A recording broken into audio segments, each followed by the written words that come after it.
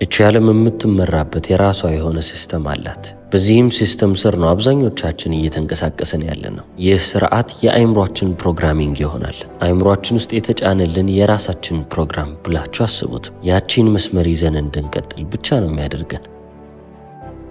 ታዲያ አሁን እዚህ ጋር ጥሩ ዜና አለ። እኛ ኮምፒውተሮች አይደለንም። ኮምፒውተር ላይ አንድ ፕሮግራም ብትጭኑ ከዛ ፕሮግራም ውጪ ምንም ነገር ሊያደርግ አይችልም። አንዴ ስለጫናችሁበት ያንን ፕሮግራም የማጫወት ኃላፊነት ብቻ ነው ያለበት። እሱንም እናንተ ስትፈልጉ፣ ካልፈለጋችሁ መዝጋት ነው። እኛ ግን የሰው ልጆች ነን። ይህ ማለት እንደ ኮምፒውተር የተጫነብንን ነገር ግዴታ የመጫወት ኃላፊነት የለብንም። ስለዚህ ቆም ብለን ፕሮግራሙ ካልተመቸን የተጫነብንን ነገር ዞር አድርገን መቀየርና የምርም ደግሞ ጨዋታ ከሆነ ጨዋታውንም መጫወት እንችልበታለን። ዋናው ነገር ጨዋታው እኛ ላይ እንዳይቀልድ ማድረግ መቻል። ጨዋታው እኛ ላይ እንዳይቀልድ ካደረግን እኛ በጨዋታ ውስጥ የፈለግነውን ነገር ማድረግ እንችላለን። ታዲያ ጨዋታው እናንተ ላይ እንዴት ነው የሚጫወትባችሁ? ይሄ ነገር ካሳሰባችሁ ወደፊት ይሄ ሲሳካልኝ አርፋለሁ፣ ይሄ ሲሳካልኝ ደስተኛ ሆናለሁ ብላችሁ የምታስቡት ሐሳብ ነው። ፊውቸር ወይንም የወደፊት ህይወት ብላችሁ የምታስቡት ነገር የለም።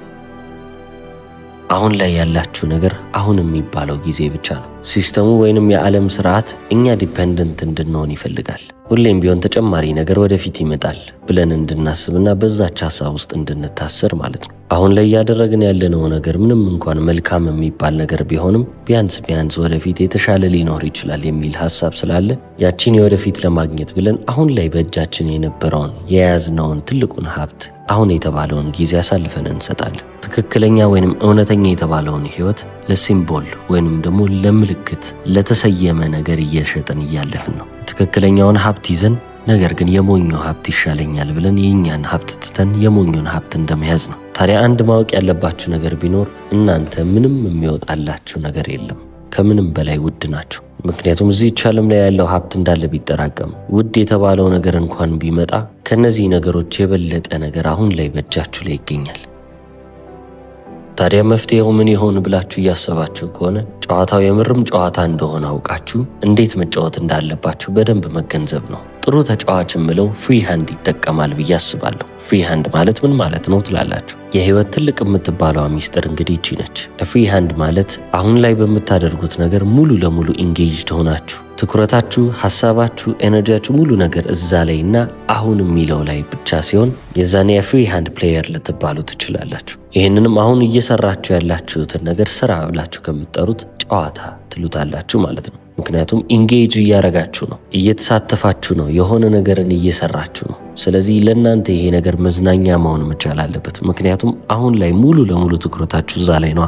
ዓለም ግብ የሚባል ነገር ላይ ሁሌም ቢሆን እንዳተኮረች ነች። ስለዚህ በዚህ ዓለም ውስጥ እናንተ ፕሌይ የሚለው ላይ ብታተኩሩ፣ ጨዋታ የሚለው ላይ ብታተኩሩ ህይወታችሁ በእጅጉም እየቀለለላችሁ ይመጣል።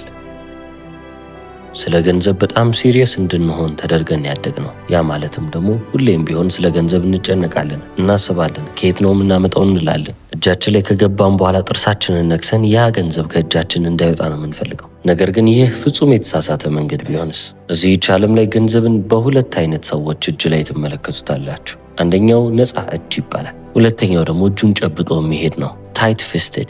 እጁን ጨምቆ የሚሄደው ሰው ሁሌም ቢሆን ገንዘብ እጁ ውስጥ ከገባ በኋላ እንዳይወጣ ብሎ የሚቆይ አይነት ሰው ነው። ይህ ሰው ገንዘብ ከኪሱ ሲወጣ ደስ አይለው።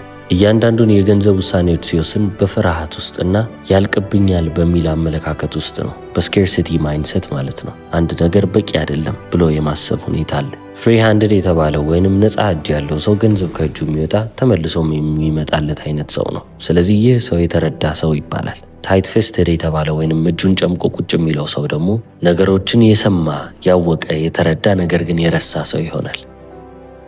ገንዘብ ልክ እንደ ውሃ ፍሎ ማድረግ መቻል አለበት። እጃችሁን ከዘረጋችሁልኝ በኋላ እኔ ውሃ ብጨምርላችሁ እጃችሁንም ወስዳችሁ ልጨምቁት ብታስቡ ውሃው በጣቶቻችሁ መካከል እየወጣ ያልቃል። እጃችሁን ስትከፍቱት ባዶ ነው፣ ምንም አይነት ውሃ አይኖርም። እጃችሁን ግን ጎርጎድ አድርጋችሁ በውሃ ውስጥ ብትከቱትና ከፍ ብታረጉ እጃችሁ ላይ የሚቀመጥ ውሃ ይኖራል። ጀንትል ሆናችሁ ማለት ነው። ውሃው እንዲቀመጥ ወይንም እጃችሁ ላይ ግዴታ እንዲቀር ምንም አልፈለጋችሁም። ቢሄድም ይሄድ ቢመጣም ይምጣ ነው። ምክንያቱም አሁንም ከእጃችሁ ላይ እየፈሰሰ ቢያልቅ ተመልሶ እንደሚመጣ ታውቃላችሁ። there's always more ብላችሁ ነው የምታስቡት። abundance mindset የመትረፍረፍ አመለካከት ነው ያላችሁ ማለት ነው። ታይት ፌስተር የተባለው ሰው ግን በተአምር ገንዘብ ማውጣት አይፈልግም። ከእጁ ከወጣ በኋላ ተመልሶ የሚመጣ አይመስለውምና ሁሌም ቢሆን ይሳቀቃል፣ ሁሌም ቢሆን ይፈራል። የሚያገኘውን ገንዘብ የት ነው የሚያደርገው ካላችሁ ባንክ አካውንት ውስጥ ይቀመጣል። ንቅንቅ የለም። ለራሱ ልብስ ጫማ አይገዛም። በቃ ትንሽ የሚባለውን ነገር ሰርቫይቭ ለማድረግ እዚህ ዓለም ላይ አለ ኖሯል ማለት የሚያስፈልገውን ነገር ያደርጋል እንጂ ከዛ ፈቀቅ አይልም። ታዲያውን ይህ ሰው ድሃ ሆኖ አይደለም፣ ገንዘብ እኮ ያገኛል። ነገር ግን አንድ ጫማ ይበቃኛል ብሎ የሚኖር አይነት ሰው ነው። ያ አንድ ጫማ እግሩ ላይ እስኪያልቅ ድረስ ያደርገዋል። ልብሱንም ልክ እንደዛው። አዲስ ጫማና ልብስ የሚገዛው ልብሶቹ እየተቀደዱበት ሲመጡ ወይንም ደግሞ ጫማው ሲበሳ አሊያም ደግሞ ሶሉ ሲያልቅበት ነው። አሁን ለዚህ ሰው አዲስ ጫማና አዲስ ልብስ ብሰጡት ይቀበላቸዋል። ሳይፈልግ ቀርቶ እኮ አይደለም። አንድ ልብስና አንድ ጫማ ለኔ በጣም በቂ ነው ብሎ እያሰበ እኮ አይደለም። አንድ ጫማና አንድ ልብስ እንደማይበቃው ያውቃል። ነገር ግን ገንዘብ እዚህ ነገር ላይ አወጣ ማለት ያንን ገንዘብ በምንም ተአምር መልሼ ያላገኘውም ብሎ አሰበ ማለት ነው። አይምሮ ውስጥም ያለው ሐሳብ አንድና አንድ ነው። ዛሬ ስራዬን ባጣ፣ ዛሬ የሆነ ነገር ብሆን እምቆይበት ገንዘብ አለኝ ወይ? ይሄ አካውንቴ ውስጥ የተቀመጠውስ ገንዘብ ለምን ያህል ጊዜ ያገለግለኛል የሚል ሐሳብ ነው ያዘው። ከዚህ በተጨማሪ ግሮሰሪ ሲገዛ ወይንም አስቤዛ ሲገዛ ሁሉንም ነገር ቁጭ ብሎ ይመዘግባል። በጀት ቡክ አለው። እያንዳንዱ የወጣው ወጪ ወዴት እንደሄደ የሚመዘግብ አይነት ሰው ነው። አይደለም ፈቅዶና ወዶ ገንዘብ ሊያወጣ ሌባ መጥቶ ሊሰርቀው ቢሞክር እንኳን ምንም ነገር የማያገኝበት አይነት ሰው ሆኖ ነው የሚኖረው። አሁን ምናልባትም ይህ ህይወት ጥሩ ህይወት ነው፣ እንደዚህ ነው መኖር ያለበት ብላችሁ ታስቡ ይሆናል። ነገር ግን በዚህ ሁሉ ነገር ውስጥ ይህንን ሁሉ ነገር በማድረግ ውስጥ የረሳው አንድ ነገር አለ። ያ የረሳውም ነገር መኖር የሚባለው ነገር ነው። ኑሮ እኮ አይደለም ይሄ።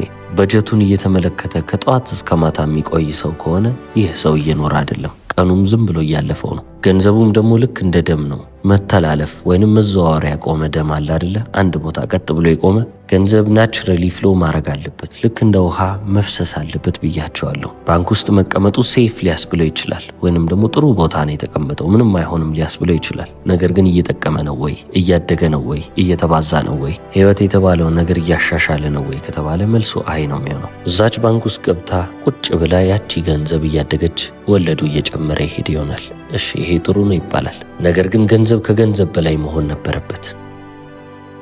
ምክንያቱም ገንዘብ ምንድነው ብያቸዋለሁ። ገንዘብ ማለት ሲምቦል ነው ወይንም አንድን ነገር የሚወክል የዚህ ዋጋ ያለው ነገር ተወካይ ነኝ ብሎ የሚቀርብ ወረቀት ነው። ስለዚህ ገንዘቡ ቢያንስ ኤክስፒሪየንሶችን ውብ ሊያደርግ ይገባል። የህይወት ተሞክሮን ሊያሻሽል ይገባል። ህይወታችሁ ውስጥ ደስታን ሊያመጣ ይገባል። ኮኔክሽኖችን ሊፈጥርላችሁ ይገባል። እነዚህ ሁሉ ነገሮች በቃ ትክክለኛ ህይወት ውስጥ የምናስባቸውን የምንፈልጋቸውን ነገሮች በገንዘብ ፋሲሊቴት ማድረግ መቻል ነበረብን። አሁን ይሄንን ደግሞ ስላችሁ ወጣችሁ ገንዘባችሁን በትኑ እያልኩ አይደለም። ምክንያቱም ገንዘብን መበተን ደግሞ የዚህ ኦፖዚት ነው። ተመሳሳይ የፍርሃት ኮይን ወይንም የፍርሃት ሳንቲም ላይ ነው ያላችሁት። ነገር ግን ሁለት የተለያየ ገጽ ይሆናል። ለገንዘብ ያላችሁን ፍቅር የምታሳዩትም በሁለት መንገድ ነው ማለት ነው። እጁን ጨምቆ የሚቀመጥ ሰው በታሪክ ገንዘብ ከእጁ ሲወጣ አትመለከቱትም። በጣም የሚያወጣውም ሰው ለደቂቃ ገንዘብ ሲይዝ አታዩትም። ለገንዘብ ያላቸውን ልክፍትና ለገንዘብ ያላቸውን ፍቅር በሁለት የተለያዩ መንገዶች እየገለጹ እያሳዩ ነው ማለት ነው።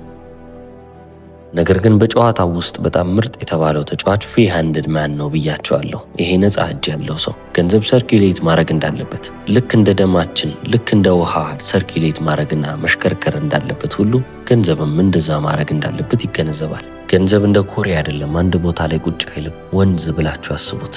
እንዲህ እየፈሰሰ ነው የሚቀጥለው። መቼም ቢሆን ሙቭመንቱ ወይንም እንቅስቃሴው አይቆምም። ነገር ግን መንገዱ የተዘጋበትን ወንዝ ተመልከቱ እስቲ። የቆሻሻ ማጠራቀሚያ ነው የሚሆነው፣ ምክንያቱም ፍሎ እያደረገ አይደለም። ስለዚህ በህይወት በጣም አስቀያሚና በጣም ቆሻሻ የሚባሉ ነገሮች የሚጠራቀሙበት ቦታ ይሆናል። እዚህ ዓለም ላይም ከገንዘብ ጋር ያላቸው ግንኙነት በጣም አሪፍ የሚባሉ ሰዎችን ከተመለከታችሁ በጣም ገንዘብ ያላቸው ሰዎች አይደሉም። ነገር ግን ገንዘባቸውን ምን ላይ ማውጣት እንዳለባቸው የተገነዘቡና ያወቁ ናቸው። እነዚህ ሰዎች ገንዘብ ቢኖራቸውም ባይኖራቸውም ቢያንስ የሚያወጡበትን ነገር ያውቃሉና ለዚህ ነው ህይወታቸው ጣፋጭና ውብ እየሆነ የሚሄደው። ውድነታቸውንም እያወቁ ነው የሚሄዱት። ምክንያቱም ውድ የሆኑት በገንዘባቸው ምክንያት አይደለም፣ ገንዘባቸው ውድ የሆነውን ህይወታቸውን እያመሳከረ እንጂ።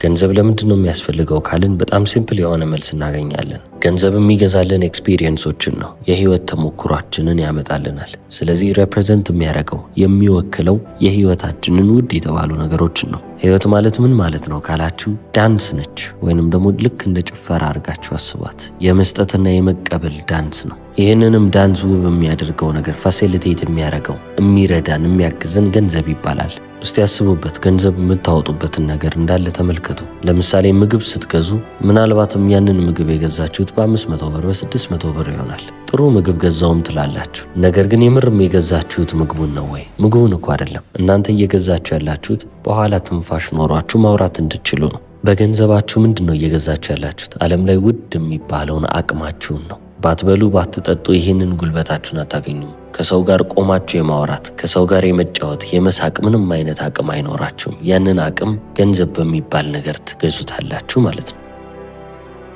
ለቤታችሁ ኪራይም ስትከፍሉ ከአከራያችሁ ጋር ትጨቃጨቁ ይሆናል። ወይንም ያንን ገንዘብ ላለመክፈል ወይንም ቀንሳችሁ ለመስጠት የለኝም ለማለት ተቸኩሉም ይሆናል። ነገር ግን እየከፈላችሁ ያላችሁት ገንዘባችሁን እያወጣችሁ ያላችሁት ለምን እንደሆነ ስላልተረዳችሁ ነው። እናንተ ለምትጠለሉበት ቤት ገንዘብ ስታወጡ ለህይወታችሁ ገንዘብ እያወጣችሁ እንደሆነ ማወቅ አለባችሁ። በዛች ቤት ውስጥ ነው የምታስቡት፣ የምታፈቅሩት፣ ከሰው ጋር የምትዝናኑት፣ የምትደበሩት፣ ብቻችሁን የምትስቁት።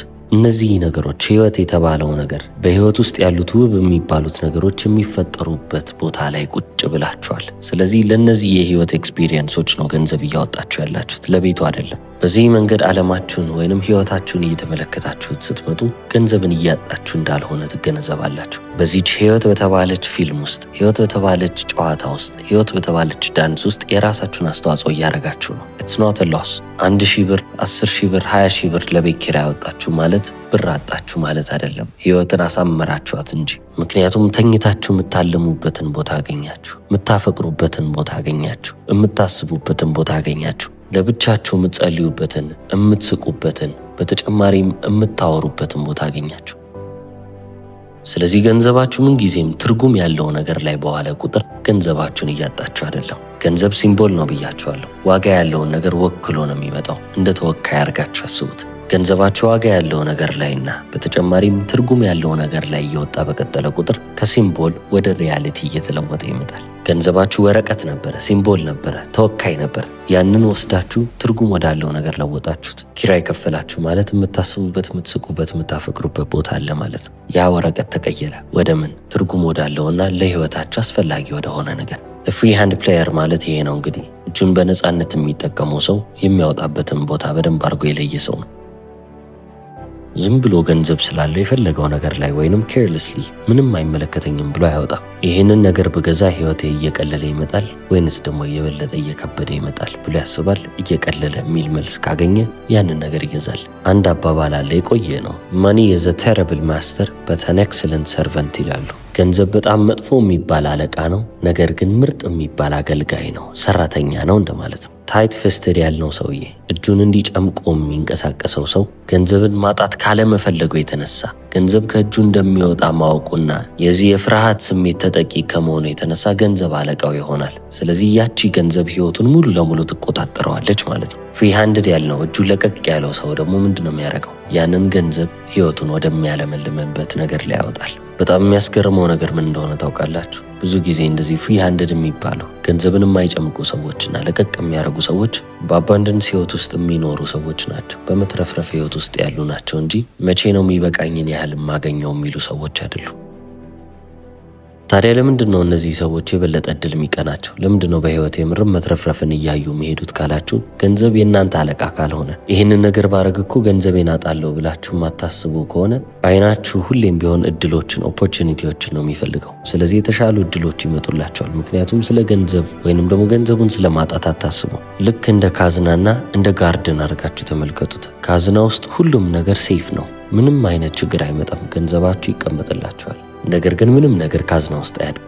የሚያድገው የት ነው ካላችሁ፣ አትክልት ስፍራ ወይንም ጋርደን ላይ። ታዲያ አትክልት ቦታው ላይ መሄዳችሁ ያቺን ዘር እዛችሁ አፈር ውስጥ መቅበር ይጠበቅባችኋል። ያቺን ቦታ ታጠጧታላችሁ። በተጨማሪም ደግሞ እምነታችሁን አየር ጸባዩ ላይ ታደርጋላችሁ። ሪስክ ትወስዳላችሁ ማለት ነው። ገንዘባችሁን ሀብታችሁን የአትክልት ስፍራው ላይ የምታረጉ ከሆነ ግዴታ ፍሬያችሁን እንድትመለከቱ እምነታችሁን በአፈሩና በአየር ጸባዩ ላይ እንድትጥሉ ትገደዳላችሁ። በዛ መንገድ ከሄዳችሁ ብቻ ነው ውጤታችሁን ወይንም ፍሬያችሁን የምትመለከቱት። ስለዚህ ፍሪ-ሃንድድ የተባለው ሰው ገንዘብን ገንዘብ ለማግኘት ብሎ አይደለም የሚሰራው። ገንዘብን የሚፈልግ ሰው ጊዜውን የሚሰጥ ሰው ነው። ያ ማለትም የህይወታችሁን ውድ የተባለውን ጊዜ ወስዳችሁ ለወረቀት ተሸምቶታላችሁ። የማትፈልጉት መስሪያ ቤት ውስጥ ለገንዘብ ብቻ ብዬ ነው የምሰራው የቤት ኪራይን ለመክፈል ብላችሁ የምታስቡ አይነት ሰዎች ከሆናችሁ በጣም እየከሰራችሁ ነው። ብዙ ነገር ነው እያጣችሁ ያላችሁት። ፍሪ-ሃንድድ የተባለ ሰው ግን እጁ ሁሌም ቢሆን ክፍት ነው። እዚህች ዓለም ላይ የሚሰራው ገንዘብ ለማግኘት አይደለም፣ የሰውን ህይወት ለማቅለል እዚህች ዓለም ላይ የሆነች አስተዋጽኦ ለመተው እንጂ።